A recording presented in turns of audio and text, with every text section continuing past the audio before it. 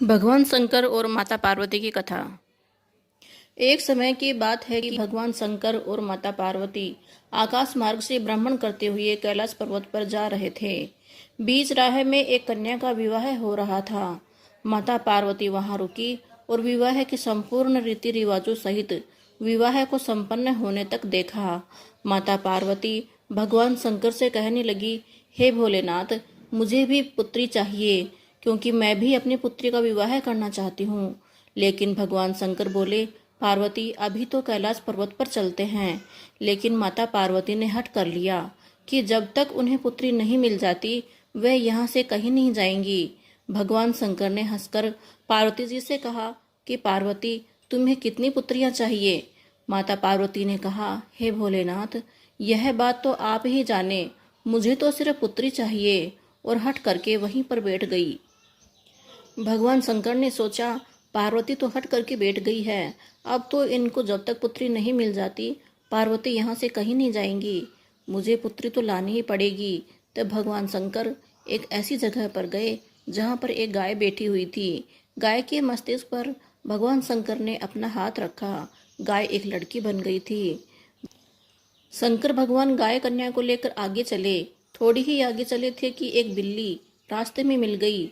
भगवान शंकर ने उसके सिर पर भी अपना हाथ रखा, वह भी एक लड़की बन गई। भगवान शंकर ने बिल्ली कन्या को भी अपने साथ ले लिया। भगवान शंकर और आगे चलते हैं तो एक कुतिया बैठी हुई थी। भगवान शंकर उसके पास भी गए और अपना हाथ कुतिया के माथे पर रखा, वह भी एक लड़की बन गई। भगवान शंकर उसे भी अपने साथ लेकर आगे चले। भगवान शंकर और आगे चलते हैं तो भगवान शंकर को बीच रास्ते में एक गधी मिल गई। भगवान शंकर ने उस पर भी अपना हाथ रखा और उसे भी एक लड़की बना दिया। भगवान शंकर और आगे चलते हैं तो एक मादा सूअर मिला। भगवान शंकर ने उसे भी सर पर हाथ रखकर एक लड़की बना दिया। भगवान शंकर और आगे चले तो भगवान को एक चूहिया मिल गई, उसके सर पर भी हाथ रखा, वह भी एक लड़की बन गई। तब इस तरह से भगवान शंकर 6 कन्याओं को लेकर माता पार्वती के पास आए। माता पार्वती 6 कन्याओं को देखकर बहुत खुश हुई और उन्हें अपने निवास स्थान पर लेकर आ गई। समय के साथ माता पार्वती और भगवान शंकर के आंगन में कन्याएं हंसते खेलते हुए धीरे धीरे बड़ी हो गई थी। अब माता पार्वती को पुत्रियों का विवाह की चिंता होने लगी थी। तब माता पार्वती भगवान शंकर के पास गई और बोली, हे भोलेनाथ, 6 कन्याएं अब विवाह के योग्य हो गई हैं, जल्दी ही हमें अपनी पुत्रियों के लिए सुयोग्य वर देखकर विवाह कर देना चाहिए। तब भगवान शंकर और माता पार्वती ने अपनी पुत्रियों के लिए सुयोग्य वर देखे और बड़ी ही धूमधाम से अपनी कन्याओं का विवाह कर दिया।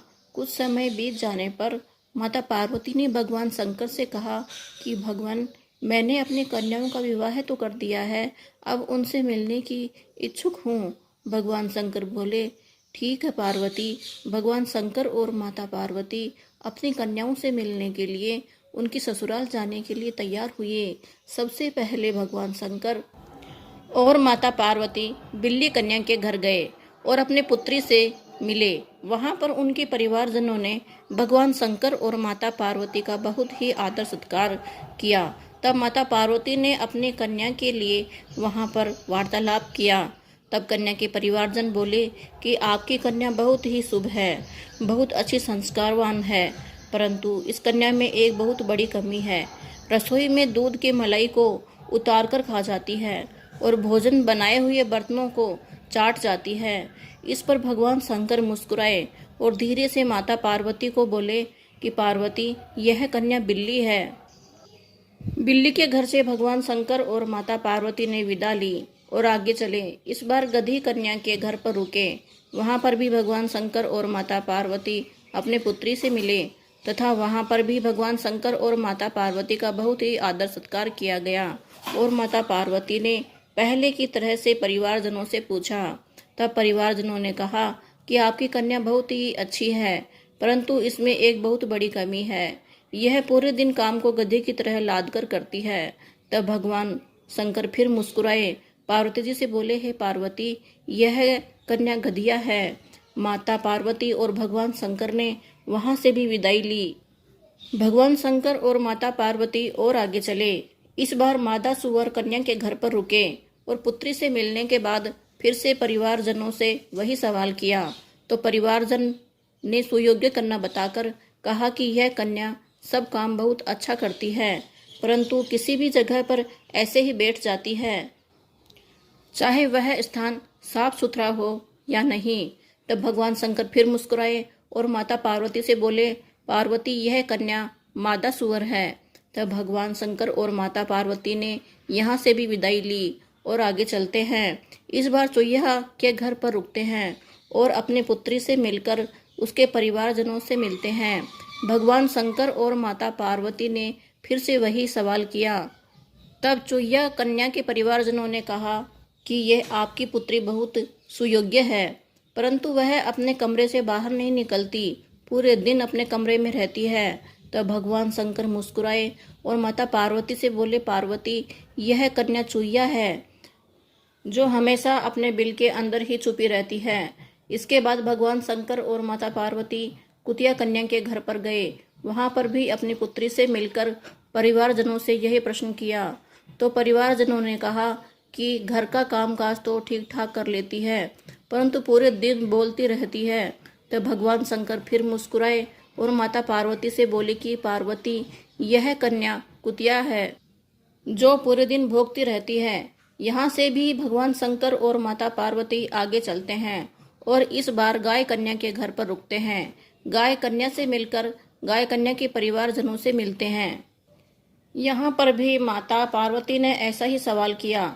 तब गाय के परिवारजन गाय के लिए बहुत ही अच्छे शब्दों में वर्णन किया और कहा कि आपकी पुत्री माता लक्ष्मी का अवतार है, बहुत ही सौभाग्य कन्या है। इसके आने पर हमारे घर में खुशियां भर गई हैं। आपने हमें एक कन्या नहीं बल्कि लक्ष्मी का अवतार दिया है।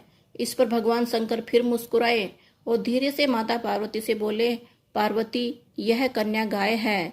इस तरह से सभी कन्याओं से मिलकर माता पार्वती और भगवान शंकर कैलाश पर्वत पर लौट आते हैं। कहानी को लाइक एंड सब्सक्राइब कर लें ताकि आपको इसी तरह की कहानियाँ सुनने को मिलती रहें। कहानी को ज़्यादा से ज़्यादा शेयर करें। कमेंट में हर हर महादेव लिखना ना भूलें।